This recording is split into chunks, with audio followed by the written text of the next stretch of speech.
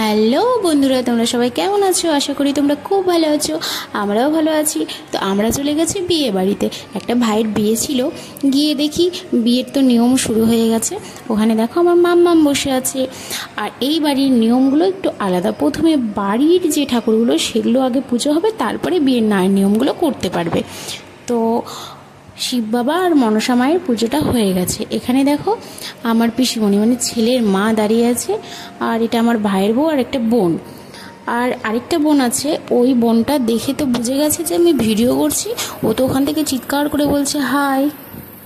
তো আমি না রাতে একদিন আগে চলে গেছিলাম, তো রাত্রেবেলা মেহেন্দিটা পরে নিয়েছি, একটা বোন পরিয়ে দিয়েছে।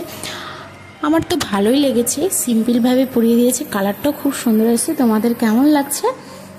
আর যে বোনটাকে আমি ডাকলাম সে তো আসলোই না, এত লজ্জা পেয়ে গেছে বোনটা। আর বন্ধুরা, তোমরা খুব সুস্থ থাকো, ভালো থাকো, আর নেক্সট পার্টে দেখা হচ্ছে। Bye bye.